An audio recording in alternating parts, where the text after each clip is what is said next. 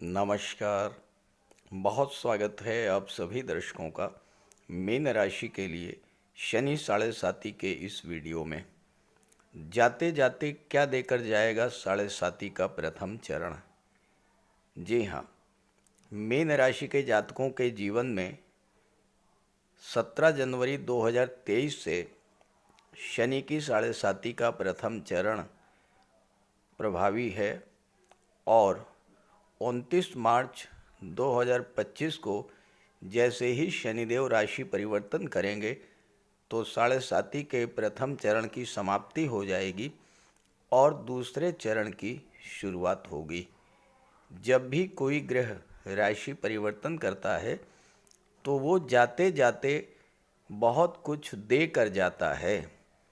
तो आज के इस वीडियो में इसी बात पर चर्चा करेंगे कि मीन राशि के जातकों को शनिदेव साढ़े साती के प्रथम चरण में जाते जाते क्या देकर जाएंगे।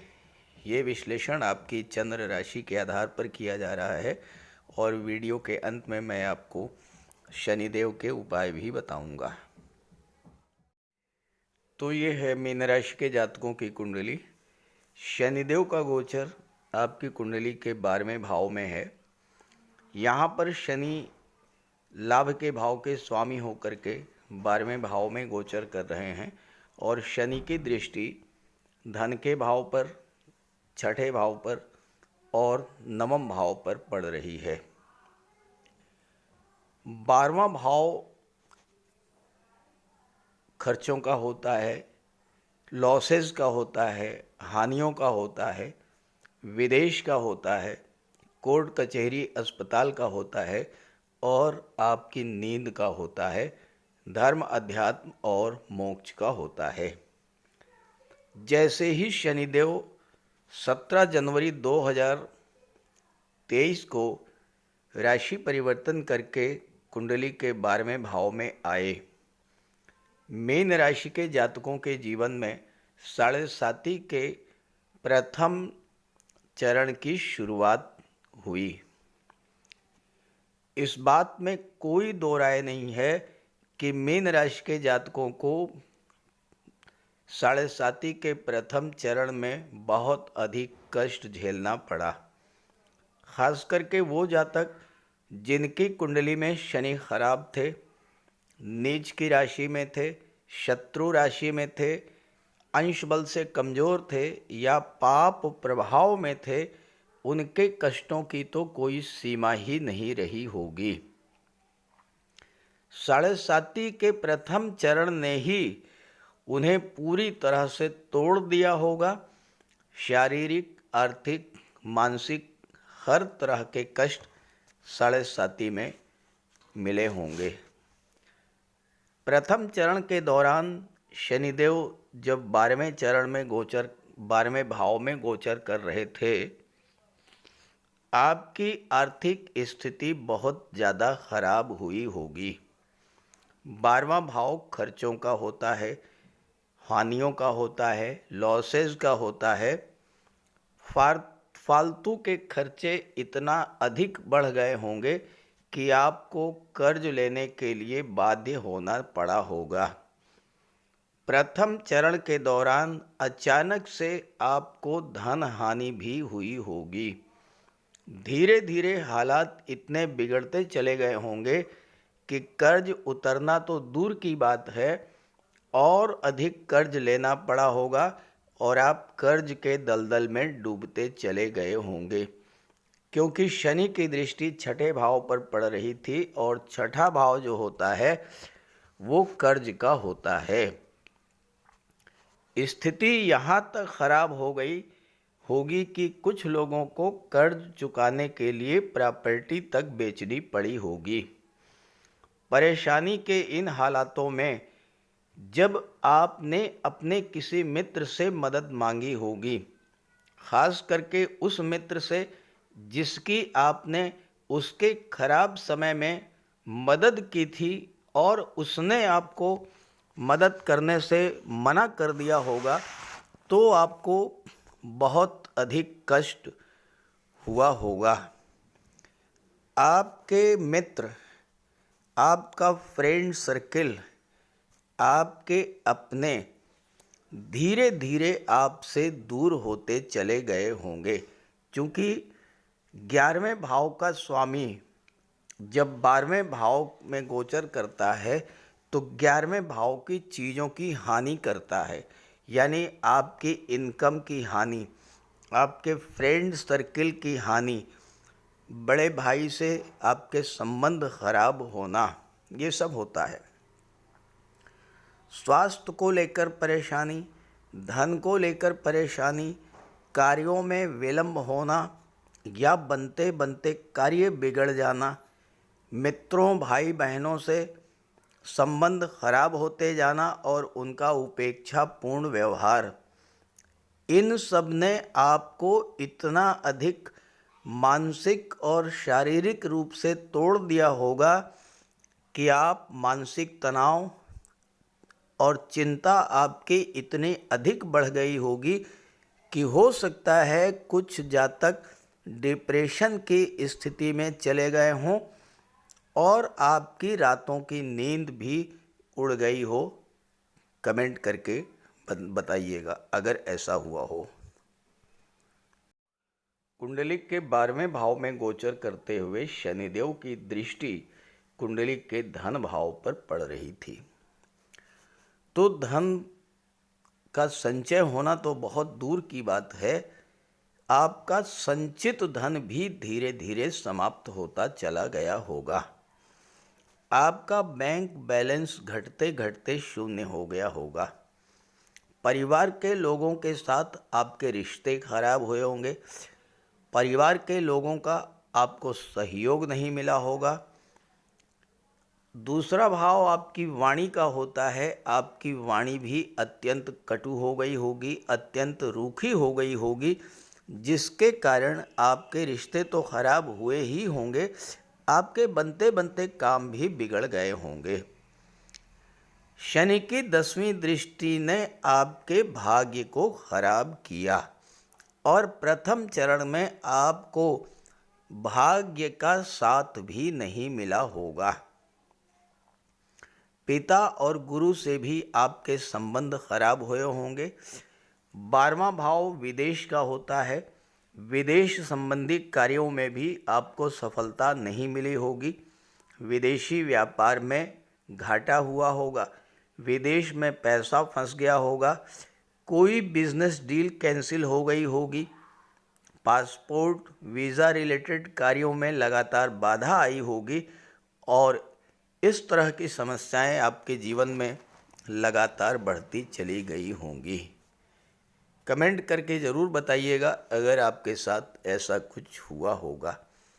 अब आइए समझते हैं कि शनिदेव 29 मार्च 2025 को जब राशि परिवर्तन करके आपके लग्न भाव में आएंगे तो उससे पहले जाते जाते आपको क्या दे करके जाएंगे। कोई भी ग्रह जब राशि परिवर्तन करता है तो उससे कुछ समय पहले अपना प्रभाव दिखाने लगता है। अब शनि जैसा ग्रह जो कि एक राशि में 2.5 वर्ष तक गोचर करता है, जब राशि परिवर्तन करेगा तो लगभग 2 माह पहले से ही उसका फल आपको मिलना शुरू हो जाएगा। तो पहला प्रभाव जो कि आपको फरवरी फर्स्ट वीक से मिलना शुरू हो जाएगा वो ये होगा कि आपके खर्चों में अचानक से कमी आना शुरू हो जाएगी। फालतू के खर्चों में कमी आएगी और दूसरे भाव से भी शनि की दृष्टि हटेगी तो धन का संचय शुरू होगा। शनि क्या हैं? शनि कर्म के कारक हैं और न्याय के देवता हैं। शनि फल निश्चित रूप से प्रदान करते हैं लेकिन बहुत देरी के साथ। शनि बहुत मंद गति से गतिमान होते हैं और इसलिए शनि का फल मिलने में बहुत देरी हो जाती है और इसी वजह से आपके जीवन में कष्ट बढ़ते चले जाते थे। अब 11वें भाव के स्वामी होकर के शनि लग्न में आ जाएंगे मीन राशि में 29 मार्च को, तो उसका प्रभाव क्या आपको मिलेगा पहले से कि आपकी इनकम बढ़नी शुरू हो जाएगी। आपकी आय के मार्ग में जो बाधा थी, आपको धन मिलने में जो देरी हो रही थी, वो समाप्त होगी, क्योंकि शनि आपके लग्न के भाव में एक खराब भाव को छोड़ करके एक केंद्र के भाव में आ जाएंगे। आय के जो स्रोत बंद थे वो फिर से रीजनरेट होंगे। 12वां भाव खर्च का था, लॉसेस का था, तो आपकी इनकम में कमी हो रही थी, धन हानि हो रही थी, आपके फ्रेंड सर्किल आपसे दूर होते जा रहे थे। शनि जब केंद्र के भाव में, लग्न के भाव में आएंगे तो आपके इनकम के मार्ग में जो गतिरोध था वो दूर होगा और आपकी इनकम तेजी से बढ़नी शुरू होगी। 12वां भाव विदेश का होता है। शनि जब 12वें भाव से हटेंगे तो विदेश संबंधी कार्यों में जो देरी हो रही थी वो समाप्त होगी और विदेश संबंधी कार्य बनने शुरू हो जाएंगे। 12वें भाव का स्वामी जब लग्न में गोचर करेगा तो विदेशों से लाभ होगा। हालांकि अगर शनि आपकी जन्म कुंडली में ही खराब हुए तो आपको अपने स्वास्थ्य का विशेष ध्यान तो रखना पड़ेगा। शनि की दृष्टि दूसरे भाव से हटेगी तो आपकी वाणी में जो कटुता थी वो दूर होगी, आपके रिलेशंस पहले से बेहतर होंगे, परिवार का सहयोग आपको मिलना शुरू होगा और पैतृक संपत्ति को लेकर कोई विवाद था तो वह विवाद भी दूर होगा। शनि की दृष्टि 9वें भाव पर पड़ रही है और 9वें भाव पर शनि की दृष्टि पड़ने से एक तो भाग्य का साथ नहीं मिल रहा था, पिता का स्वास्थ्य खराब हो रहा था, पिता के जीवन में कष्ट बढ़ रहा था, उच्च शिक्षा के लिए आप विदेश जाना चाह रहे थे, नहीं जा पा रहे थे। शनि की दृष्टि 9वें भाव से हटते ही भाग्य का साथ मिलना शुरू हो जाएगा, पिता के स्वास्थ्य में सुधार आएगा और उच्च शिक्षा के लिए आप विदेश जा पाएंगे। मीन राशि के कुंडली में भाग्य के स्वामी और धन भाव के स्वामी दोनों ही मंगल हैं, ग्रहों के सेनापति मंगल, और मंगल मीन राशि के लिए प्रबल योग कारक होते हैं। लेकिन शनि की दृष्टि पड़ने के कारण 9वां भाव और दूसरा भाव दोनों ही भाव पीड़ित हो रहा था, इसलिए आपको दूसरे भाव और 9वें भाव का लाभ नहीं मिल रहा था। अब शनि की दृष्टि हट जाएगी तो आपको दूसरे भाव का भी लाभ मिलेगा और 9वें भाव का भी पूरा लाभ मिलेगा, क्योंकि दूसरे भाव के और 9वें भाव के स्वामी जो हैं वो आपके राशि के स्वामी देवगुरु बृहस्पति के परम मित्र हैं। तो अब क्या होगा, आपको भाग्य से धन की प्राप्ति होगी, आपका रुका हुआ पैसा मिलेगा, डूबा हुआ पैसा मिलेगा, बिजनेस में कहीं पैसा आपका फंस गया था वो पैसा मिलेगा, पिता के साथ आपके संबंध बहुत अच्छे हो जाएंगे और हो सकता है पिता से भी धन की प्राप्ति हो, पिता और गुरु का मार्गदर्शन आपको मिलेगा, उच्च शिक्षा के लिए आप विदेश जा सकते हैं, किसी धार्मिक यात्रा पर भी आप जा सकते हैं, आपके परिवार में मांगलिक आयोजन, धार्मिक आयोजन होंगे, किसी संतान का जन्म होगा या किसी सदस्य का विवाह होगा या पूजा पाठ का कोई कार्यक्रम, इस तरह का कार्य होगा, इससे परिवार की और धन की वृद्धि होगी। 6ठे भाव से शनि की दृष्टि हटेगी तो छात्रों के लिए बहुत बेहतर समय आएगा। नौकरी में जो संघर्ष चल रहा था, जो अप डाउन्स बने हुए थे, वो समाप्त होंगे। आपकी कुंडली में 6ठे भाव के स्वामी सूर्यदेव हैं जो आपके लिए योग कारक हैं, लेकिन शनि के दृष्टि पड़ने के कारण 6ठे भाव का आपको लाभ नहीं मिल रहा था, अब मिलेगा। तो छात्रों के लिए नौकरी के नए नए अवसर बनेंगे और 10वें भाव के स्वामी आपके राशि के स्वामी देवगुरु बृहस्पति ही हैं। 6ठे भाव के स्वामी और 10वें भाव के स्वामी दोनों मित्र हैं और ज्योतिष शास्त्र का ये कथन है, ये सिद्धांत है कि 6ठे भाव और 10वें भाव के स्वामियों में अगर कोई संबंध बनता है, अनुकूल संबंध बनता है, तो सरकारी नौकरी का प्रबल योग बनता है। तो चूंकि छठे भाव और 10वें भाव के स्वामी एक दूसरे के मित्र हैं, एक दूसरे के लिए योग कारक हैं, इसलिए छात्रों के लिए नौकरी प्राप्त करने का बहुत अच्छा योग बनेगा। किसी पुराने कर्ज से आपको राहत मिलेगी। हो सकता है आपका कोई बैंक लोन हो और कोई इंस्टॉलमेंट टूट गई हो, रिकवरी प्रोसीडिंग्स आपके खिलाफ शुरू हो गई हों, तो उससे आपको राहत मिलेगी। कोई पुरानी शत्रुता या कोर्ट कचहरी का मैटर चल रहा था तो उससे भी आपको राहत मिलेगी। हालांकि 29 मार्च को शनि लग्न में आ जाएंगे तो 7.5 के दूसरे चरण की शुरुआत हो जाएगी। तो शनि के उपाय तो आपको करते ही रहना है। तो बात करते हैं उपायों पर। शनिदेव को प्रसन्न करने के लिए बहुत छोटे छोटे आसान से उपाय मैं आपको बताने जा रहा हूँ। इन उपायों को आप करेंगे तो आपको बहुत बड़ा लाभ मिलेगा। देखिए, शनिवार के दिन प्रातःकाल स्नान ध्यान पूजा पाठ से निवृत्त होकर भगवान भोले शंकर के मंदिर जाइए और भगवान शिव को गंगा जल काला तिल मिला करके जल अर्पित कीजिए और सूर्यास्त के बाद पीपल के वृक्ष के नीचे तेल का दीपक जलाइए। शनिवार के दिन काला तिल, काली उड़द, सरसों का तेल, काला छाता, काले कंबल का दान करने से आपको विशेष लाभ मिलेगा। शनिवार के दिन छाया दान करने से बहुत बड़ा लाभ मिलता है। एक कटोरी में सरसों का तेल लेकर के उसमें अपना चेहरा देखिए और उसको दान कर दीजिए।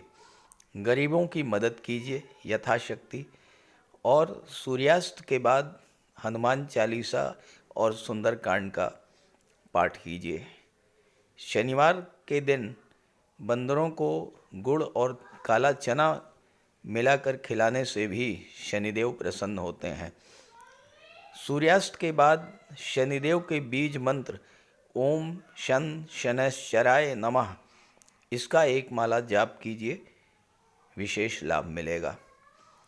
गंगा जल में काला तिल मिला करके अर्घ्य देने से भी आपको विशेष लाभ मिलता है और पक्षियों को दाना खिलाने से, मछलियों को आटा खिलाने से और पशुओं को चारा खिलाने से भी शनिदेव अत्यंत प्रसन्न होते हैं। तो इन उपायों को कीजिए, आपको बहुत बड़ा लाभ मिलेगा।